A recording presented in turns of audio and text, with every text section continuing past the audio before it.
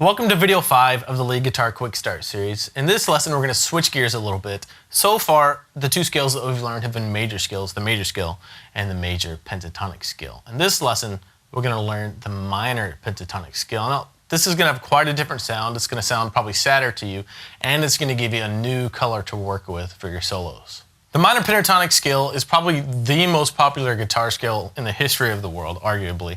And so that makes it a really important guitar scale for you to get down regardless of what kind of music you play. Like the previous two lessons, what we'll do is learn the scale shape, and then I have a new jam track for you that you can pull up to work on your minor pentatonic scale shape. Like the major pentatonic scale that we learned, this minor pentatonic scale shape only has 2 notes per string, so it's going to have a similar feel. So as we go through this scale shape and learn it, don't forget all the technique tips that I've given you for your picking and fretting hands. Let me just play this shape for you real quick, and I want you to listen to it and just get an ear for what it sounds like.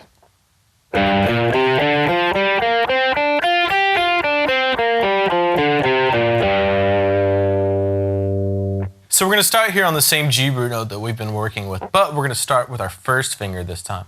Our designated finger concept changes a little bit. It shifts. Any note on the 3rd fret we're going to grab with our first finger.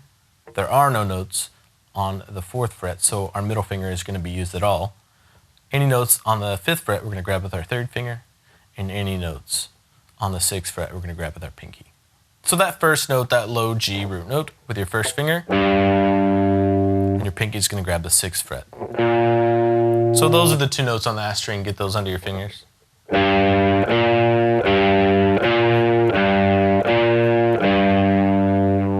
The next string over, the A string, you're going to play with your first finger, 3rd fret, 5th fret with your 3rd finger. Those are the 2 notes on that string, so get those down, try to memorize them, then add the low E string into it.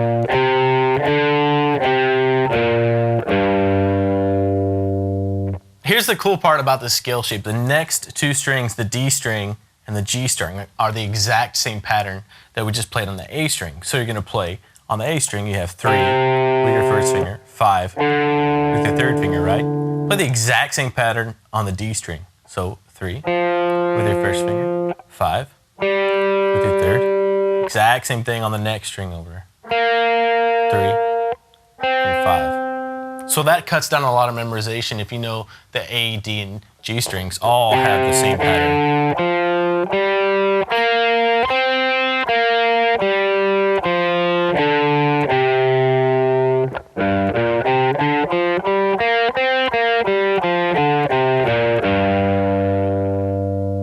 So take a while, get that under your fingers, and then you can add in the B and E strings as well. The pattern for the B and E strings is the exact same pattern as we played down here on the low E string. You're going to play with your first finger on the 3rd fret, then your 6th fret with your pinky. Those are the 2 notes on that string.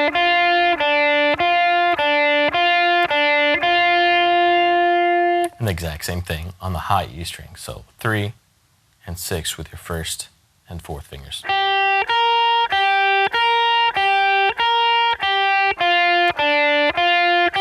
Then add the rest of the scale in.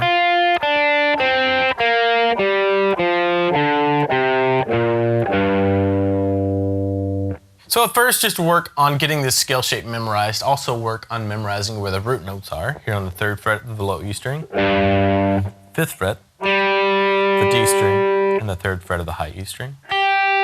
And don't forget to apply the muting techniques that we learned for your fretting hand in the last lesson,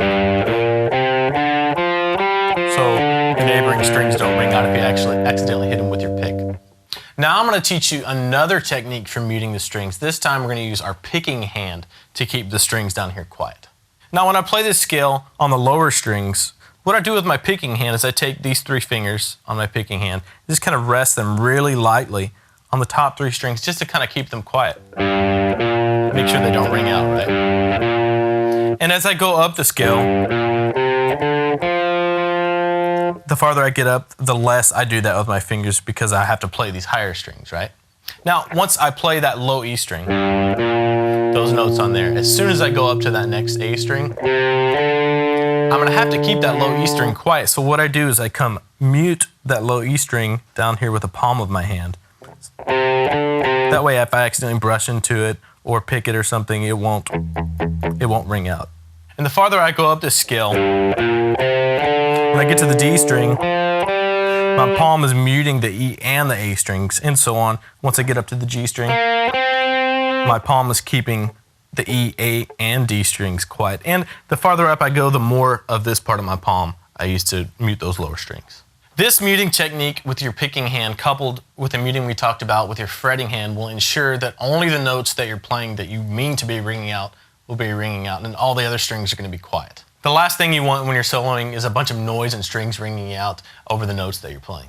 Let's apply this new scale to a jam track. This new jam track I have for you is in the key of G minor, so it's perfect for this G minor pentatonic scale. Now, all the root notes in this scale shape are in the exact same positions that they were for the G major pentatonic scale and the G major scale, but the chord we're going to be playing over is a G minor.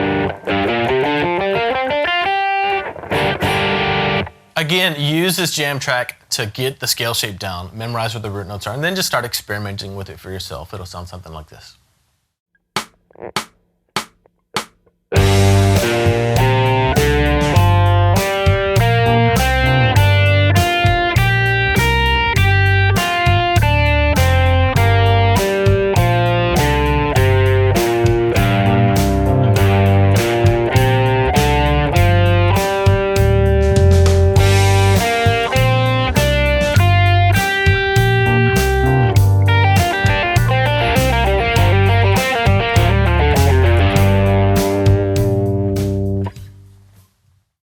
So now you know 3 scale shapes, the one for the major scale that we learned, the major pentatonic scale, and now the minor pentatonic scale. There are tons of other guitar scales and guitar scale shapes out there, but these are your meat and potatoes. These are the foundational ones that you're going to need to know to play lead guitar.